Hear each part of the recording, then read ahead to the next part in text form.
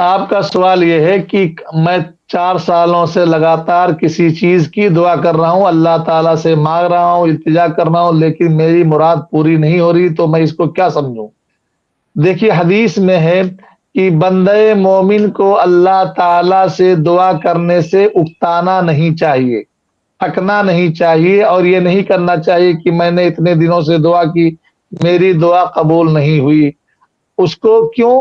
کیونکہ اللہ رب العزت کے خزانے میں کسی چیز کی کمی نہیں ہے، وہ غنی ہے، وہ مالدار ہے، پوری دنیا اس کے قبضے میں ہے، اور جو وہ چاہتا ہوتا ہے۔ تو بندوں کے دعاؤں سے متعلق ایک حدیث ہے، اس حدیث کو آپ سن لیجئے، انشاءاللہ آپ کا دل مطمئن ہو جائے گا۔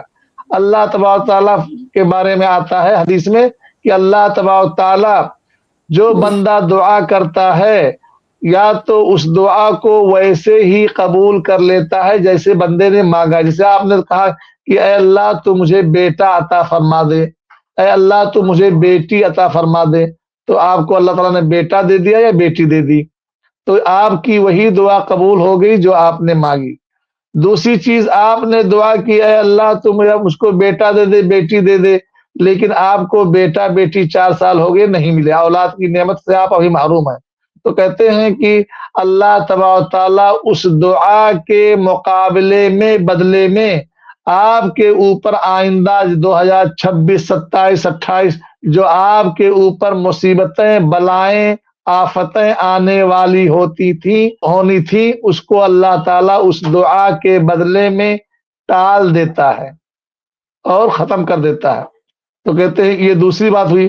تیسری صورت یہ ہے دعا کے قبولیت کی کہ اللہ تبارک تعالیٰ اس بندے کی اس دعا کو قبول نہیں کرتا ہے ظاہراً دنیا میں، اور نہ ہی اس کے اوپر سے بلاؤں کو ٹالتا ہے۔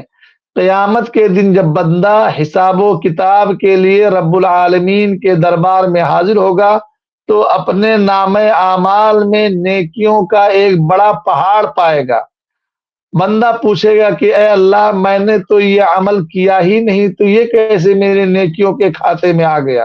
تو اللہ تعالیٰ فرمائے گا کہ یہ وہ دعائیں ہیں جو تم دنیا میں مجھ سے کرتے تھے، لیکن میں نے دنیا میں تمہیں نہ دے کر کے آخرت کے لیے تمہارے لیے ذخیرہ کر رکھا تھا، تو یہ تمہاری دعاؤں کا صلہ، اس کا بدلہ ہے۔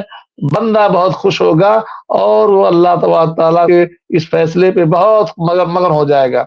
تو اسی لیے مسلمانوں کو دعا کرنے سے تھکنا نہیں چاہیے۔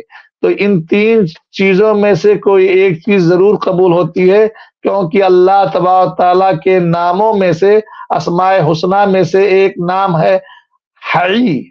حی مانے بہت شرمانے والا۔ تو اللہ تبارک تعالیٰ، حدیث میں آتا ہے کہ اللہ تبارک تعالیٰ کے سامنے جب بندہ اپنے دونوں ہاتھوں کو اٹھا کر کے مانگتا ہے بھیک کی طرح سے، تو اللہ تبارک تعالیٰ شرم محسوس کرتا ہے کہ اس کے دونوں ہاتھوں کو خالی لوٹا دے۔ تو خالی نہیں لوٹاتا ہے میرے بھائی اللہ تعالیٰ، یا تو آپ کی وہ دعا قبول ہوگی، اور اگر نہیں ہوئی تو اس دعا کے بدلے میں آپ سے مصیبتیں دور ہو جائیں گی، یا اگر مصیبتیں بھی دور نہیں ہوئی تو اللہ تبارک تعالیٰ آپ کے لیے ذخیرہ آخرت بنا دے گا۔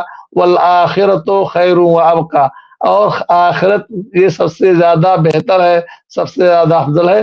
تو آپ گھبرائیے نہیں، تھکیے نہیں، اور برے خیالات کو اپنے ذہن میں آنے مت دیجیے۔ اللہ تبارک تعالیٰ اپنے بندوں پر رحیم ہے، رحمان ہے، آپ کی دعاؤں کو بیکار نہیں جانے دے گا۔